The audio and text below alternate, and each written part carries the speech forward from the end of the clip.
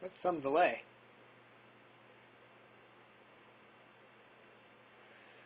Whatever. Okay, so I'm about to read my favorite review of Maupin's of a show that I acted in. So, Dalton misses the mark. I'm kidding. The cast is talented, but only the two teen actors shine as they escape the play's wildly swinging moods. March 10th, 1994, page E3. Something odd has happened in the 5 years since the drama Dalton's Back was first performed. People have gotten a little tired of hearing about the inner child. In Dalton's Back, a man comes to terms with the abused child he once was. No matter how earnest and well-meaning the intentions, the result, in 1994, winds up seeming all too much like a 3 or 4-year-old movie of the week. In the production at the newly remodeled Betsey Epson Center in the Thornton Park section of Orlando, now a house, Dalton's Back suffers not only from the staleness of its message, but also from the exaggerated directing style that robs the play of its punch. A cast of talented actors, both children and adults, is left to flounder without the more sensitive direction they need. Dalton's Back is a co-production of two groups, Ken and Valerie Grant of KVG Studios, who are trying to provide another home for theater education and performance in Orlando, and Paul Vroom and Russ Blackwell of the newly formed Coyote and Crow Productions, which aims to provide quality theater work for local actors. At the Betsey Epson Center, the longtime dance studio of Buddy Epson's parents and a performance space on and off since 1921, the group has remodeled the nice little theater with seating for about 80 people and enough technical equipment to put on a small professional show. And that's what the group is aiming for with Dalton's Back, but the combination of play, director, and cast doesn't gel. Keith Corin's drama, first performed in '89 at Circle Repertory Company in New York, tells the parallel stories of Dalton, a school teacher pushing 30 who is haunted by his childhood, and of Dalty, the 12 or 13-year-old version of the same man. Dalty lives with a brittle, angry mother and an unseen, apparently alcoholic father, and he exists with the conviction that somehow he deserves the abuse he gets. Dalton, on the other hand, lives with a young woman named Teresa.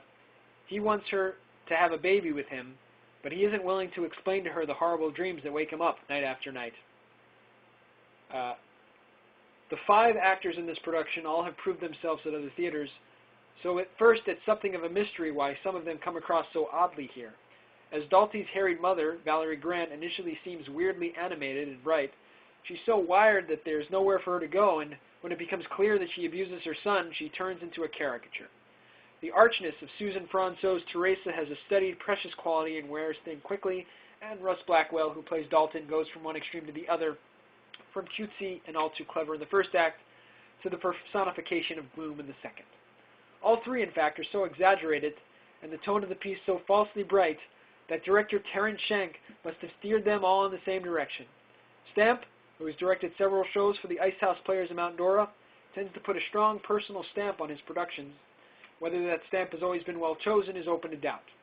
Luckily, the cast's 2 teenagers seem to escape the production's wildly swinging moods. Ian Russell makes a fine, sweet Dalty with a nicely sensitive nature and an endearing giggle. Russell's only difficulty with the role is his tendency to over-enunciate, which sounds a bit stilted in this American teen. And Brian Feldman is a riot in the smaller role of Dalty's friend Hiram.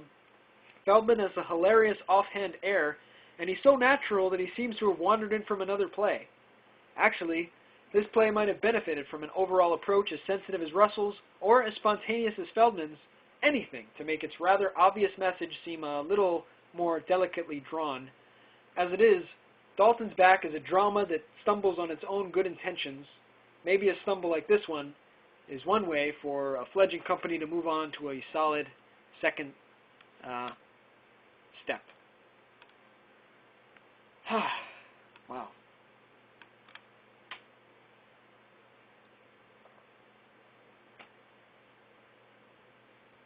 That's true. Okay, Zach, now we're going to read the last thing posted to Attention Must Be Paid. I assume this will be the last thing that she posts.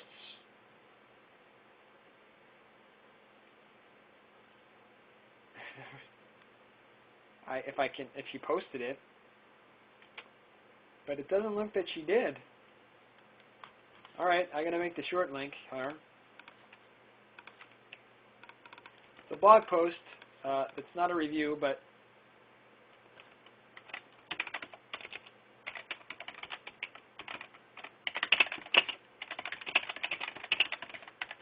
say goodbye.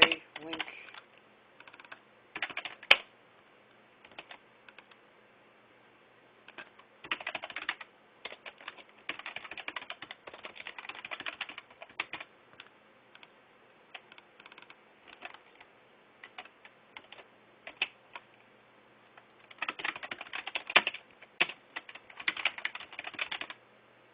All right, and I will also be reading all the comments, so if you quickly write a comment on attention must be paid, I'll read that. Here we go. Hold on.